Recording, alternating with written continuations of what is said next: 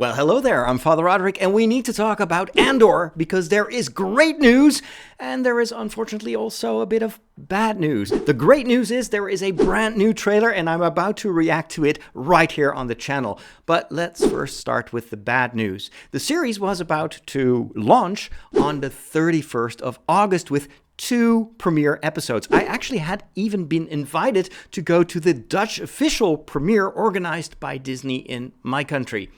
But unfortunately, there is a delay, and now the series will be premiering on the 21st of September. And Disney hasn't given any explanation as to what caused this delay. It may be for commercial reasons. After all, Disney wants to keep us engaged with the platform as much as possible, and we know that there is going to be this big She-Hulk Marvel series that they hope is going to attract a lot of attention to Disney+. And maybe they want to give that a little bit more room, so Star Wars has to be moved a little bit away from at least the first part of that series. But it could also be that there are practical reasons. Maybe in post-production there have been some hiccups with, I don't know, the music. Maybe they still need some extra time to finish the special effects. I wouldn't even be surprised if they want to take a little bit more time to make sure that these first few episodes really hit the mark editing-wise, in terms of production quality based on some of the feedback that they got after the Obi-Wan series concluded. Who knows? For my part, I am just very glad that they take their time, as much time as they need, to make sure that this series just works and is great. And in fact, after I've watched the trailer and commented upon it, I want to give you a few reasons why I think that this series may very well be the best Star Wars television series ever. Even better than The Mandalorian and Obi-Wan Kenobi. But it's time to look at the trailer. I am so excited. Here we go. Oh my. Oh, that looks great. I love that they filmed on real locations. Whoa! Oh, wow! Oh, that is amazing. To steal from the Empire? To just walk in like you belong? The visuals. They're The so proud Senate. of themselves. So fat and satisfied. They can't imagine that someone like me would ever get inside their house. Cassian Andor. The Empire is choking us so slowly. We're starting not to notice. Wow. What I'm asking is this. Wouldn't you rather give it all to something real? Oh, he's recruiting new members for the rebellion, I suppose? I need all the heroes I can get. Oh, For the cool. greater good. Call it what you will. Let's call it. Awesome. I didn't know they would bring him back. There's fermenting out there, son. Pockets of fermenting. You're in my net. Oh my gosh. Are you a fish? Or are you a thief? Fish or a thief? You're slipping. I'm not slipping. Oh, I love that we get Mon Mothma again. Oh man, that looks so cool. As long as everyone thinks I'm an irritation, there's a good Coruscant. chance they'll miss what I'm really doing. What are you really doing? Looks so glorious. This is what revolution looks like. I'm tired of losing.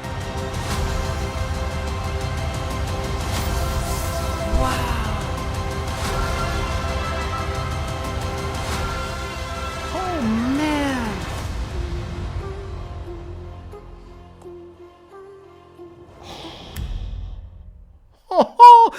Oh my gosh. Oh wow. That looks, this doesn't look like a television series. This looks like a movie. This very much in the visuals, but even including the color grading, very much reminds me of Rogue One, of course, the movie that inspired this entire series. It looks glorious. What I love most about this trailer is that it shows us, even more than the teaser trailer we saw before, the scope of this series. We will go to Coruscant. We will go to all these other planets. There are scenes clearly filmed on real locations. That's the first thing that I loved about the teaser trailer. I love it even more in this trailer. It's just, it feels real. This is not inside an artificial bubble with LED screens like we saw in Obi-Wan Kenobi and Boba Fett. And in many scenes of The Mandalorian. I mean, I understand what Disney's trying to do, but this looks so much more like classic Star Wars because, of course, the original trilogy was filmed outside on real locations. And the more digital trickery you introduce, the less subconsciously it feels like the Star Wars that we really want. This looks really big budget. I also love the emphasis on the various characters. We see the emergence of the rebellion. I love that we see Saw Gerrera getting also on board with the rebellion. We see this whole, like, getting the crew together.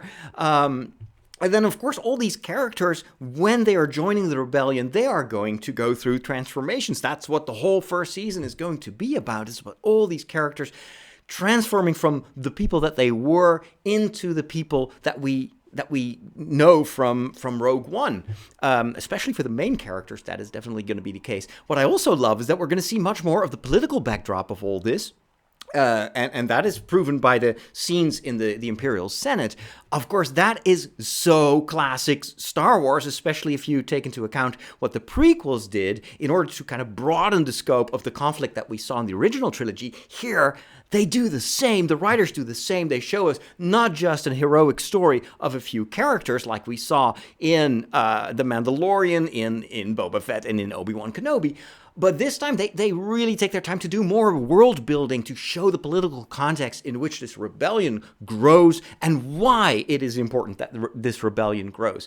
Now, here is why I think that this series will actually be the best television Star Wars series that we've had so far. From what I've read, they actually filmed this in the same way that George Lucas filmed the original trilogy. They just went to real locations, hired a ton of actors. It's not small scale because, of course, in that new technology, and we've seen that with Obi-Wan Kenobi, it just feels cramped, it feels small, it feels cheap, even though those episodes weren't really cheap. But this feels like every episode is a new movie. And of course, seeing how beloved Rogue One is, and was, and will be, it's an homage, I think, to what that film did with us, how it made us feel. This is also a much more gritty Star Wars, which I know a lot of adult fans of Star Wars, like me, really like to see. It's not that we're against the stuff that is more geared towards kids, but Lucasfilm and Disney show that they want the franchise to grow with us, to get a bit more serious.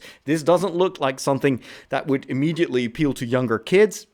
That's not a problem because there's so much else in Star Wars storytelling that will appeal to them, and they can come back to this later on when they're a little bit older. So yeah, that's why I think this will be amazing. I can't wait to see those first 3 episodes. Let me know in the comments what you think. Subscribe to the channel if you want to see more. May the Force be with you. Talk to you soon.